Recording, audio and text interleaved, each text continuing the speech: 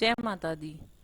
Today we are going to start with the chapters of book First Flight Class 10th. उसके chapters की जो first pome है dust of snow, आज हम उसके डिस्कस करने जा रहे हैं. दैट मीन्स हम क्लास 10th की फर्स्ट फ्लाइट बुक को कवर करेंगे.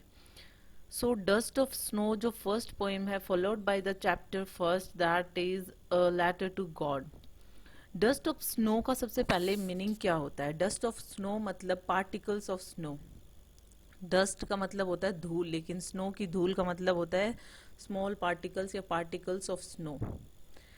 सो इस this poem is written by Robert Frost, और ये काफ़ी छोटी पोम है लेकिन बहुत ही डीप मीनिंग देकर जाती है.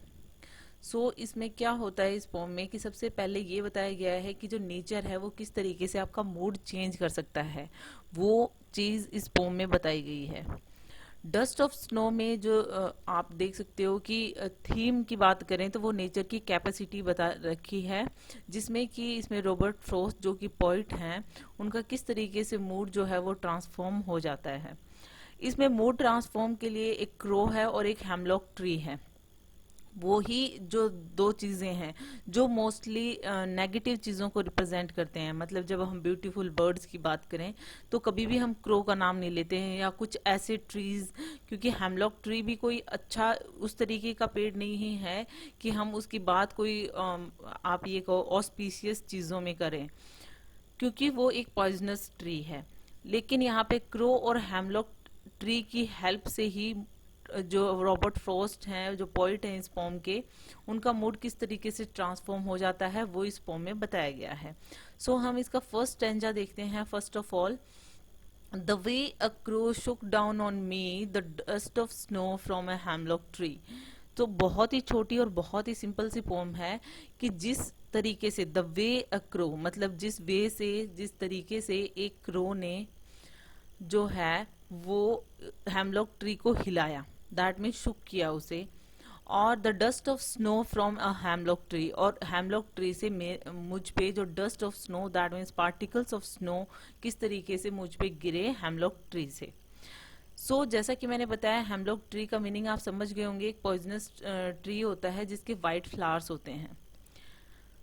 इसमें पोम में इस फर्स्ट स्टैंजा में ये कहना चाहते हैं कि जो पोइट हैं वो काफ़ी बैड मूड में होते हैं और वो हेमलॉक ट्री के पास से गुजर रहे होते हैं.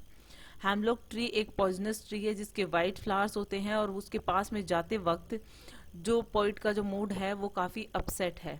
लेकिन उस पे बैठे हुए जो क्रो हैं हेमलॉक ट्री पे, क्योंकि हेमलॉक ट्री पे पूरी बर्फ थी, स्नो ही स्नो थी, और उस पे जो क्रो बैठा हुआ था उसकी वजह से कुछ dust of snow that means particles of snow poet पे गिरते हैं.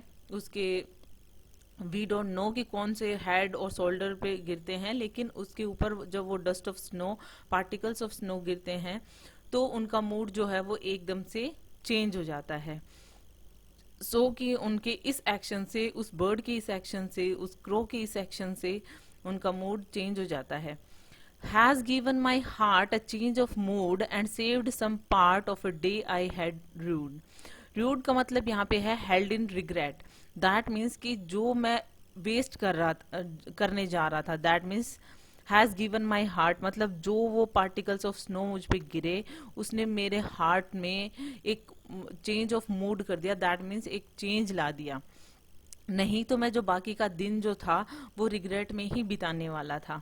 क्योंकि होता है ना कि जब हमारा मूड खराब होता है तो एक बार अगर मूड खराब हो जाता है तो हाफ ऑफ द डे आगे वाला जो है, जैसे आधा दिन जो पोइट का है वो गुजर चुका है और बाकी का आधा दिन भी उनका खराब हो जाता.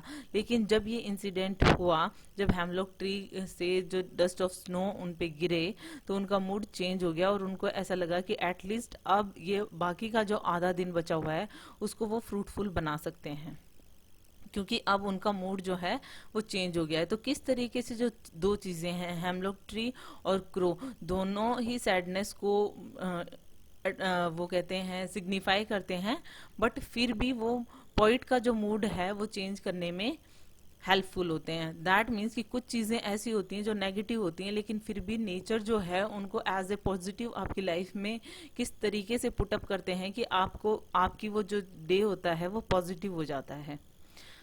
सो जनरली ऐसा होता है कि ये सब चीज़ें जो हैं नेगेटिव रेफरेंस यहाँ पे पोइट ने बताया हुआ है, लेकिन फिर भी ये इन ऑस्पिशियस चीज़ों ने भी पोइट की लाइफ में जॉय एंड हैप्पीनेस लेकर आए हैं। सो पोइट एट द एंड यही कहना चाहते हैं कि किसी भी चीज़ को फॉर ग्रांटेड नहीं लेना चाहिए, चाहे वो नेगेटिव चीज़ों को रिप्रेजेंट करती है उसे एक्सेप्ट करना चाहिए, क्योंकि नेचर की कोई भी चीज़ हो वो हमें ब्लेस ही करती है, वो हमें खुश करती है, जॉय एंड हैप्पीनेस प्रोवाइड करती है।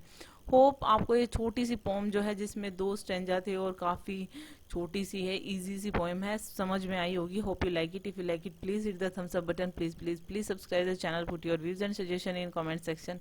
So thank you.